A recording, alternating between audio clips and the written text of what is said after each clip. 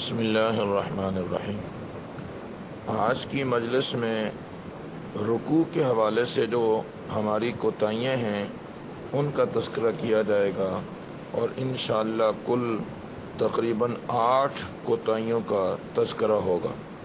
Number 1، بعض نمازی حضرات رانوں پر ہاتھ رکھ کر معمولی کمر جھکا کر رکوع کرتے ہیں۔ بغیر کسی عذر کے اس طرح کرنا یہ صحیح نہیں ہے، بلکہ اگر بہت ہی کم وہ جھکے گا اور رانوں پہ ہی ہاتھ رکھے رہیں اور گھٹنوں تک ہاتھ نہ پہنچیں تو رکوع ہوگا ہی نہیں۔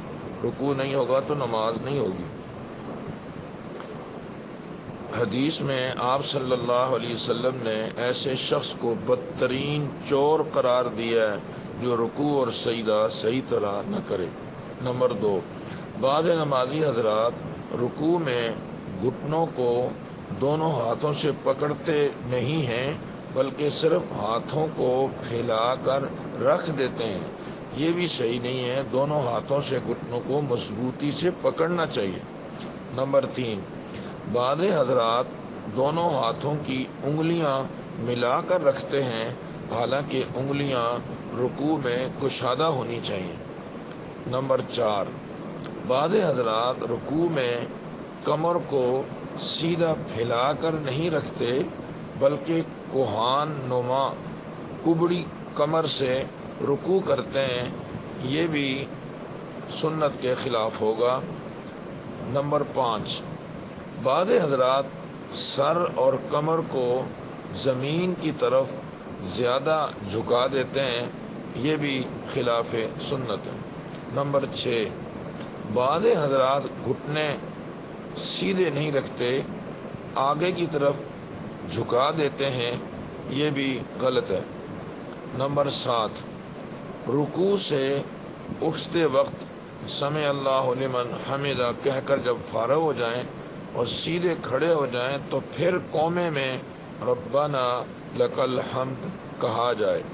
بعض حضرات جلد بازی دکھاتے ہیں اور وہ سیدھا کھڑے ہی نہیں ہوتے اور سجدے میں چلے جاتے ہیں، خصوصاً جب کہ انفرادی نماز پڑھ رہے ہوں تو یہ غلطی زیادہ ہوتی ہے، اس سے بچیں۔ اس طرح ایک صحابی نے کیا تھا، آپ نے ارشاد فرمایا قم فصلی فإنک لم تصلی، جاؤ دوبارہ نماز پڑھو، تمہاری نماز ہوئی نہیں ہے، کیونکہ تعدیل ارکان واجب اور ضروری ہے۔ نمبر 8،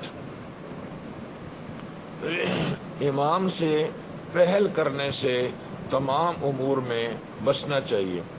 بعض نمازی حضرات اس بات کی زیادہ پرواہ نہیں کرتے، کبھی رکوع میں امام سے پہل کر لی، جلدی چلے گئے رکوع میں، کبھی سجدے میں جلدی چلے گئے، کبھی جلدی اٹھ گئے، تو یہ پہل کرنا بہت غلط ہے۔ حدیث میں آپ صلی اللہ علیہ وسلم نے ایسے شخص کو سخت وعید سنائی اور ارشاد فرمایا مجھے ڈر لگتی ہے کہ کہیں ایسا شخص جو ہے اس کی شکل و صورت گدھے کی طرح نہ ہو جائے۔ اور ایک شیخ الحدیث کے بارے میں آتا ہے کہ وہ حدیث کا درس دیتے تھے اور ان کے چہرے پہ کپڑا عموماً پڑا رہتا تھا، چہرے کی زیارت نہیں کرواتے تھے۔ شاگردوں نے اصرار کیا کہ حضرت آپ ہمارے استاد ہیں، ہمیں اپنے چہرے کی زیارت کروائیں۔ طلباء کے اصرار پر شیخ صاحب نے اپنے چہرے سے کپڑا ہٹایا تو نعوذ باللہ وہ گدھے کی طرح چہرہ بنا ہوا تھا۔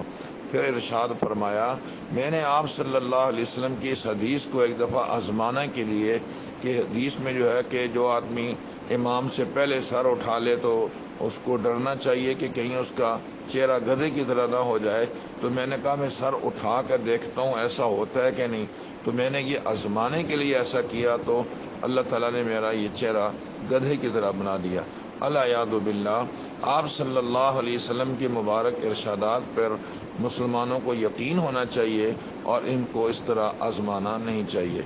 اللہ تعالیٰ ہمیں خوبصورت طریقے سے نماز پڑھنے کی توفیق عطا فرمائے کہ یہ ہمارے پاس بہت بڑا اللہ کے خزانوں سے وہ اللہ کے خزانوں کو حاصل کرنے کا بہت بڑا وسیلہ اور ذریعہ ہے۔